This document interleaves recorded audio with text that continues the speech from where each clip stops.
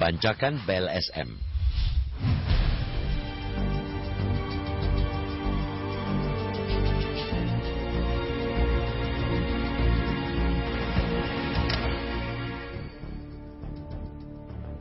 Elit politik di negeri ini seperti tak pernah kehabisan cara untuk mengeruk uang, baik demi menggemukkan pundi-pundi pribadi maupun untuk menggerakkan mesin partai.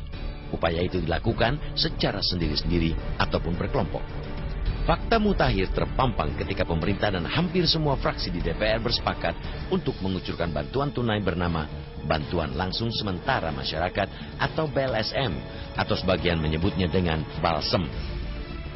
Upaya bagi-bagi uang Rp150.000 per sasaran selama 4 bulan tersebut dibungkus sebagai kompensasi kepada masyarakat miskin atas kebijakan penaikan harga bahan bakar minyak atau BBM bersubsidi.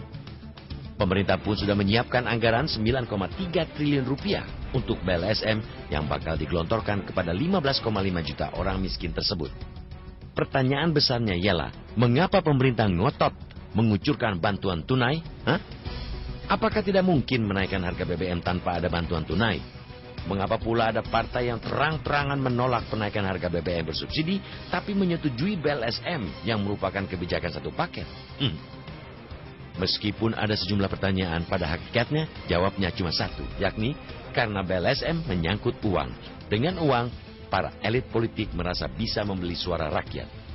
Bantuan tunai pun akhirnya tidak hanya menjadi kepentingan politik sebuah partai, tapi berjalin ke berlindan menjadi keinginan hampir semua partai.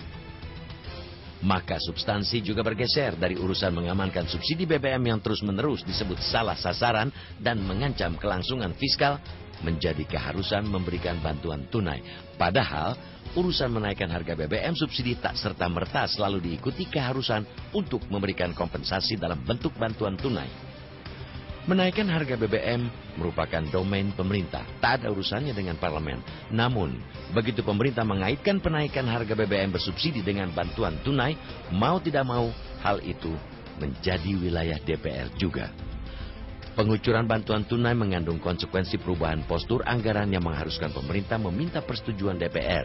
Pada titik itulah, amat wajar jika banyak yang bercuriga bahwa pemerintah sedang ingin menarik gerbong DPR untuk bersama-sama menikmati berkah bantuan tunai yang menjadi model di era pemerintahan Presiden Susilo Bambang Yudhoyono tersebut.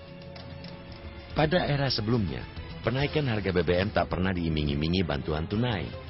Pada era Presiden Soeharto, 3 kali penaikan harga BBM terjadi, yakni pada 1991 harga BBM naik dari Rp150 menjadi Rp550.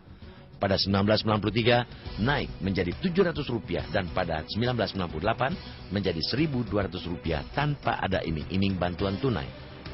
Hal serupa terjadi pada era Abdurrahman Wahid dan Megawati Soekarno Putri sebagai presiden. Presiden Yudhoyono lah yang memulai mengaitkan penaikan harga BBM subsidi dengan bantuan tunai pada 2005 dan 2008. Lalu saat ini pada 2013. Masuk akal jika ada pihak yang tadinya secara tulus menyetujui penaikan harga BBM bersubsidi demi menyelamatkan APBN, akhirnya berbalik arah menolak. Penolakan terjadi karena pemerintah sejatinya bukan sedang ingin mengamankan fiskal, melainkan ingin membagi-bagi uang dengan dalih mengamankan subsidi. Kehidupan politik yang dijalankan dengan penuh kamuflase seperti ini jelas kepura-puraan.